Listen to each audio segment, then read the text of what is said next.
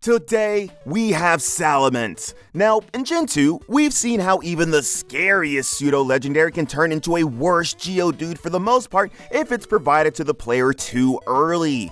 We've also cut the global popcorn supplies watching how Dragonites slowly achieve completion through various trials and tribulations. In yet another Poké Rebel fanfiction, we ask, how good would a Bagon starter be in Gen 3? Let's find out.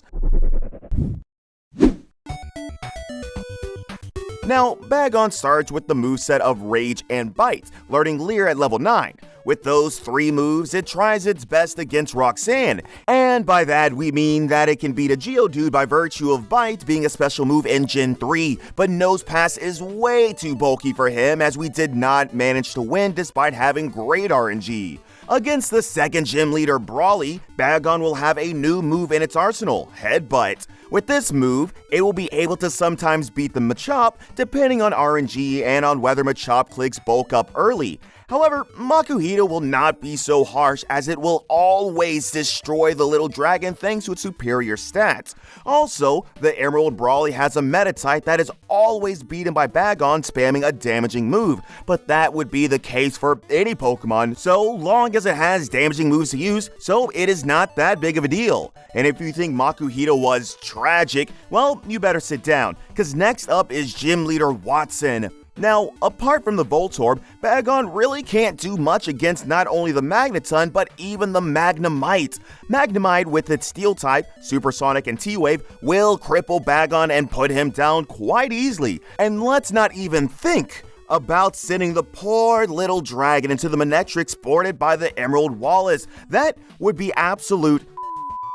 Now, Bagon, even after being defeated over and over, will always rise back up and lift its tiny little arms in preparation for the next fight. It looks ahead and sees that it resists the next gym's type thanks to it being of the fire type. Bagon, equipped with TM Rock Tomb, which was graciously given to us by Roxanne, will destroy Slugmas with ease. But once again, come in the Torkoal, even a resisted overheat will absolutely obliterate it. The thing is, Torkoal and the Camerupt Flannery has an Emerald both have way too high stats, and if you think this is becoming a common theme with this thing, then you're starting to get the problem with our little scaly pal. Now, right before Norman's Gym, our somehow still beloved Dragon Pal gets to level 30, where it evolves to Shelgon, and at that point, we kind of had already given up hope on this being any good against that and a slacking, but then this round guy learned Protect, and if you know anything about playing around slacking, you'd realize that matters a lot. Shelgon easily beats both slackings, though it can't deal with the Vigoroth and its vicious stab slashes.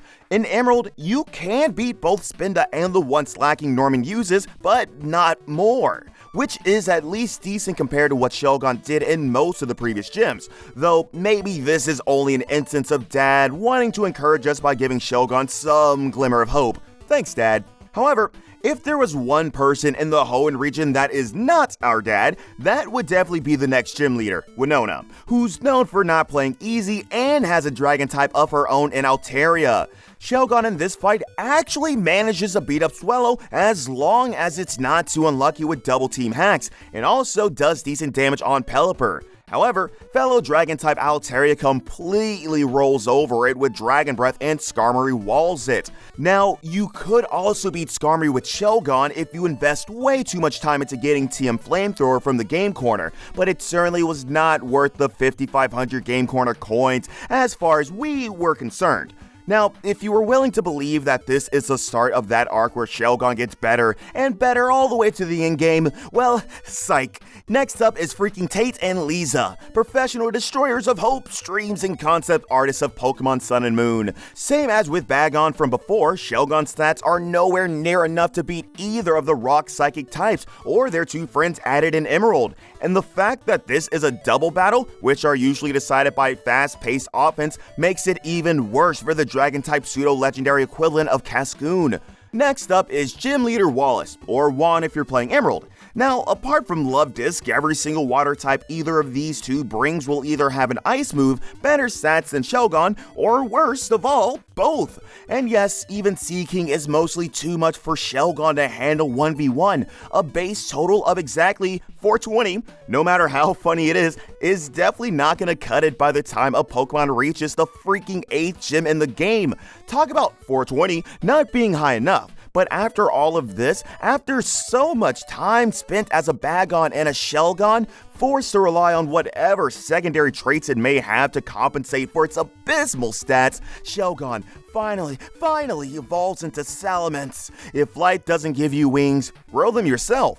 In these cells, feeling like nothing would help. But if life doesn't give you wings, grow them fuckers yourself. Salamence is an incredible Pokemon, and that is hardly possible to overstate. You get a 600 base stat total, Intimidate, the best common ability in the game, a decent TM move pool with Flamethrower and Earthquake for coverage, and most importantly, one of the most badass looks you are to ever find in any Pokemon up to this point in time or even since.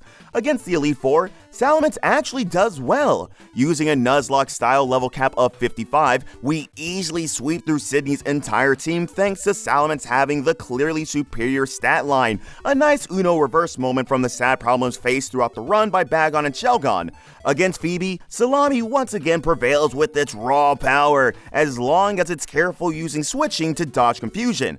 However, note that the Emerald counterpart to this fight has Ice Beam on the second Dusclops and Will-O-Wisp on one of the Bonnets, both being tragic for Salamence, though a Raspberry can help with the Will-O-Wisp. Next up is Glacia, and well, unfortunately, Salamence is not strong enough to one-shot her Pokemon, as even the first Glalie can survive a super effective Flamethrower.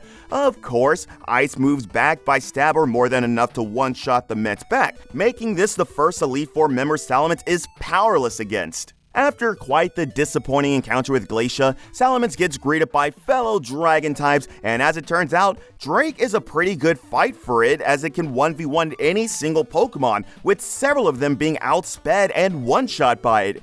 The other ones will barely have Mints win against them, such as Drake's own Mints, Altaria, and the Kingdra he uses in Emerald. And last but not least is the champion. Now, Steven in Ruby and Sapphire gives us a good amount of targets to Mint and Skarmory, which is beaten by fire moves, Aggron, which falls to Earthquake, and Claydol, who is simply 1v1, as well as Metagross, who can be 1v1 by super effective moves. The two Hoenn fossils may prove tough to crack, thanks to lacking a weakness to any move Mints uses and having the super effective Stab Ancient Power, which can also boost and turn into a massive problem for Mints' team. In Emerald, Wallace provides Ludicolo and Tentacruel, which fall to Fly and Earthquake respective, but is overall a tougher opponent due to most of the Pokemon having ice moves for it. Overall, Mint actually does great in the Elite Four, but that was to be expected from the Hoenn Pseudo Legendary. Now, globally, Bagon and Shelgon are a massive hassle to use and not fun at all. They KO some Pokemon on some gyms and are decent on Flannery and Norman, as well as Winona, but unfortunately, it's only when Shelgon evolves into Salamence that it actually becomes a good Pokemon, but at least it becomes a total beast once that happens. So, what do you think of the Gen 3 Salamence? Would you pick one for your own playthrough, or would you pass for less exotic yet more consistent alternatives? Feel free to tell us in the comments below. And as always, don't forget to like and subscribe to the channel. On that note, have a great one.